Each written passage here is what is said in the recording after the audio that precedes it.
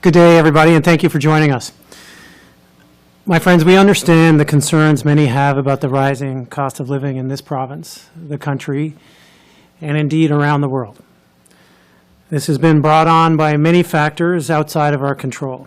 Mainly, of course, the world is reopening after a global pandemic and lockdown, and of course, the terrible invasion of Ukraine. We see it every day in local, national, and international news. Record high fuel prices around the world. Refugees fleeing Ukraine. Newfoundlanders and Labradorians welcoming them with open arms.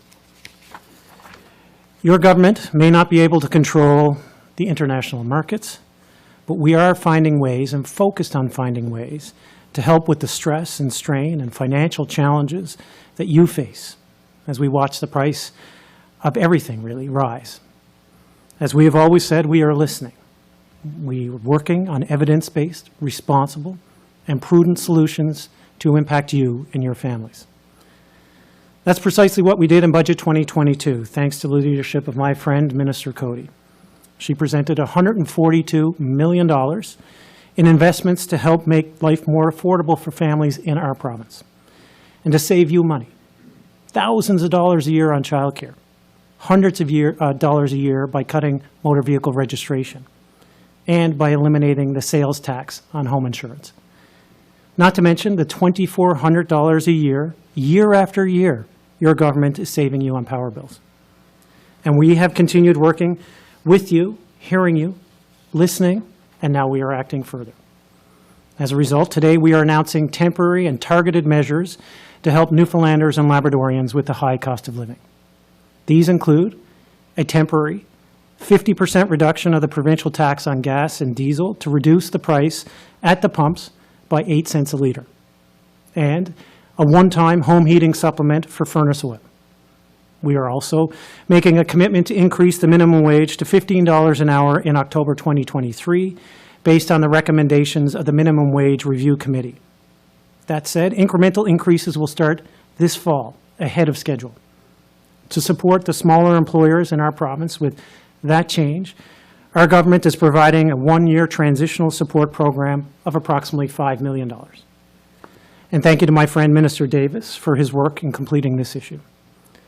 Today's measures, valued at $80 million, are in addition to the $142 million we announced in Budget 2022 to help our residents with the cost of living, bringing the total value of government support to nearly $250 million, not including the $500 million we already spend to mitigate rates.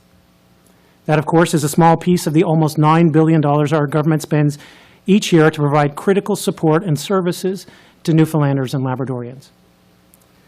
For a province that can arguably least afford to help residents with these external pressures that are affecting the global economy, we are doing the most to help across the country. That's because your government recognizes the unique challenges here in Newfoundland and Labrador, compounded, of course, by our geography. Over the past few weeks, I have had many discussions with my federal colleagues about the inflationary pressures that are impacting people throughout the country, and in particular, the people of our province. And just last week, the Prime Minister was here, and we had a productive meeting about this, and of course, many other issues as it pertains to Newfoundlanders and Labradorians. I appreciate the open dialogue we've always been able to have with our federal colleagues, especially my good friend, Minister Seamus O'Regan, and of course, Minister Hutchings, which have resulted in real progress and deliverables for the people of this province. $5.2 billion partnership with the federal government for rate mitigation, which ensures the cost of electricity bills, your electricity bills, will not double. $320 million to support the provincial oil and gas sector. $10 a day childcare starting in January 2023. And, of course, today, the targeted and temporary measures we are announcing. My friends, I know these are stressful times for many of you and your families. We've been working tirelessly to find ways to add further assistance that are both within our means and are meaningful to you. We remain committed to listening to the people of Newfoundland and Labrador and working to find solutions as we continue to build a brighter, sustainable future for all of Newfoundland and Labrador. Thank you for joining. I now invite Minister Coady to add specifics about today's announcement. Minister? Thank you, Premier, and good day, everyone. As the Premier said, these are difficult and challenging times. The substantial increases in the cost of gasoline and home heating fuel are due to the high global oil prices and the devastating war in the Ukraine. Increased food and pandemic-related supply shortages are also increasing the cost of living. As Deputy Governor of the Bank of Canada said recently, quote, "We're living in extraordinary times. A pandemic and a European war has caused enormous economic upheaval. Rising inflation is causing pain to consumers in many countries. All Canadians feel the cost of this high inflation," unquote. This is a serious and difficult situation that is impacting the people around the world and right here at home. Those most vulnerable have been tremendously impacted. Here at home, we provide hundreds of millions of dollars each year to support lower-income residents, including $217 million on income support payments, $73 million on income supplement, and $61 million on the seniors benefit. During these extraordinary times, this isn't enough for those most vulnerable, and help is needed for all families. And that's why in Budget 2022, we provided an additional $142 million to help the residents of this province with the cost of living, essentially returning the full amount of revenue forecast in provincial gas tax in 22-23. To further address the continuing rise in the cost of living and help for those who heat their homes with oil, today we're announcing 2 further temporary and targeted measures at an estimated cost of $75 million. These measures are designed to help put money in your pocket where it is needed most. Today we announce the temporary lowering of the provincial tax on gasoline and diesel by 7 cents per litre until January 1st of 2023. This will reduce the provincial tax to the lowest in Canada next to Alberta. Overall, this will lower the price at the pump by 8.05 cents per litre, and that includes the HST. Changes in the gasoline tax will be introduced in the House of Assembly and will come into effect upon implementation by the Board of Commissioners of the Public Utilities. In addition, this fall, a one-time payment will be provided to supplement the cost of furnace oil used for home heating. This supplement will be application-based and income tested on family income. Oil-heated households with family net income under $100,000 will receive a one-time payment of $500. Oil-heated households with family net income between $100,000 and $150,000 will receive a partial payment of between $200 and $500. More details on how to apply for this supplement will be coming in the next couple of weeks. Newfoundland and Labrador is taking extraordinary measures to assist people with the increased cost of living, and these measures include short-term measures, the temporary lowering of the provincial tax on gasoline and diesel by 7 cents, a one-time payment in the fall of 22 to supplement the cost of furnace oil used for home heating, elimination of the 15% retail sales tax on home insurance, a 50% reduction in registration fees for passenger vehicles, light-duty trucks, and taxis for 1 year. And in April, we provided an extraordinary payment, a one-time benefit for those receiving income support. Long-term measures include a 10% increase in the income supplement, a 10% increase in the seniors benefit, lower child care costs going down to $10 a day starting in January of 23, an increase in the prenatal infant nutrition supplement, the physical activity tax credit, and expansion of the bus pass program to seniors over age 65 who are receiving the guaranteed income supplement and youth receiving services from the youth services program. And there are transition measures as well, funding for electric vehicle rebates, as well as as funding for home transition from oil to electricity. These cost of living measures, when combined, total an estimate of $222 million. That's the support of your government, and we've done a tremendous amount, and we always wish we could do more. The Premier and your entire government understand the challenges you face, and we hear you when you ask for assistance, and we're here to help as best we can.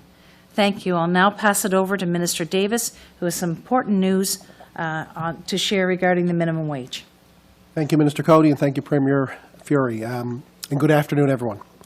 Our government understands the importance of minimum wage rate to minimum wage earners in Newfoundland and Labrador.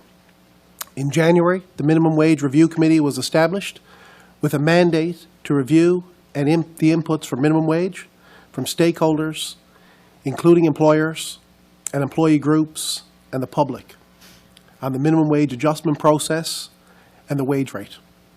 It is important to note that the committee was comprised of people with viewpoints from both social and economic backgrounds. The committee has now completed the report and has presented its consensus recommendations. I want to thank the Minimum Wage Committee for their dedicated effort and their contributions to this important work. With that being said, today, as part of the cost of living announcement and to provide assistance, we are announcing 3 increases to minimum wage in our province. On October 1st, the minimum wage rate will increase by 50 cents, bringing it to $13.70. A second increase of 80 cents will come into effect on April 1st, 2023, bringing the rate to $14.50 per hour. On October 1st of next year, a third increase of 50 cents will come into effect, bringing the minimum wage rate to $15 per hour. We understand the importance of a balanced approach as the issue of minimum wage impacts both employee and employers. To this end, the provincial government is also creating a 1-year transitional support program for employers with 20 employees or less. The program will provide 50 cents an hour per minimum wage employee for employers with 20 employees or less for a period of 1 year until October 1st of 2023. The program will be application-based, and further details will follow on the application process in the coming weeks. Workers are currently feeling the effects of substantial increases in the cost of living. Increases in the minimum wage rate at this time will provide much-needed financial support for those individuals. We are continuing to undertake a thorough review of the Minimum Wage Review Committee's final report, which will, by our department officials, and all these recommendations will be under consideration. The Minimum Wage Review Committee's final report will be available online later this afternoon. Thank you very much. Well, thank you, Minister. We'll now invite questions from the media. My first question was prior when you talked about lowering the provincial gas tax, you were saying that then Ottawa would potentially up the carbon tax. So what changed for you to make this decision now? Sure. Well, the conversations that I've had with my federal colleagues over the past several weeks has changed. The federal government recognizes that cost of living is a significant issue facing all Canadians. And this is one measure that we're taking right now to help address that. And I'm confident, subsequent to those conversations, that the backstop will now not be implemented. What does this mean for your deficit overall? We're still anticipating the deficit for 22-23 to be $351 million. There will be further updates in the fall. And if we require any additional monies to support this additional announcement today, we could do a special warrant, but we understand that this is an important measure to help the people of the province, and it's important that we do so. But right now, we're holding on our deficit for this year. So what's the timeline on this, the provincial gas tax being reduced? So we're going to introduce it into the legislature on Monday, and hopefully we can get it, after we're, in the legislative agenda, and hopefully we can get it passed as quick as possible. The $220 million, 222 that you mentioned, is the 142 included in that? Yes. Okay, thank you. Oh, and sorry, and could you just give me the dates again, Minister Davis, about the minimum wage increases? October 1370, early next year is the second one, and the third one? Yes, so it's April 1st every year for harmonisation across Atlantic provinces, and then again in October of 2023. That will bring us to $15 an hour. It seems like there was a number of announcements that had happened today. There was also a poll that came out today just talking about government's, I guess, the public satisfaction in the government, which has gone down. So is there any correlation with, having any of these announcements following this report coming out? I'm not even aware of the poll, so no, this has been a well-thought-out, prudent response, I think, that has taken weeks to develop, largely based on the conversations with the federal government, so I'm not, no, it's the short answer. So someone will ask, obviously, the talks with the feds were the key here, I guess, so to reduce the penalty as much as possible. So, is this across the board, across the country? Like, is this something the federal government is relaxing for all provinces, or? No, I would suggest you talk to the Federal Minister of Environment for further comment on that, but I'm confident in our position right now, as it's not directly related to the carbon tax. Just to be clear, so for the furnace heating rebate or the one-time supplement, someone who's making $30,000 a year, someone making $100,000 a year, there's no difference. There's no low-income, higher rate. Anyone under a family income of under 100,000 will receive $500. Anyone above that amount to 150 will receive a phased-out amount. Don't forget, people in those brackets also have received the income supplement increase, and if you're on income support, they would have received an additional amount of money in April of this year. In regards to the minimum wage, do you have any idea where this puts us now in regards to other provinces? Because we were one of the lower end of the provinces in regards to minimum wage prior to this. So we were competitive with Atlantic Canada as right now, currently. This will put us tied for second in October, I think, and then I think we lead the pack based on what's been announced so far by the other jurisdictions as of, the October 1st of 2023. You said you're going to hold the line on the deficit. Where is this money coming from to make up for this? Well, as you may recall from the budget, we anticipated the average cost of oil to be $86, and we've seen that, of course, much higher over the last few months, and so the difference is helping us in the revenue side of things, and our economy is doing quite well. So right now, it looks like we'll have the revenue, additional revenue, but we may have to go into the House of Assembly in the fall to look for a special warrant, depending on how this year continues to unfold. But at this point in time, we're getting some additional oil royalty revenue because the price of oil is higher than we had predicted on average for the year.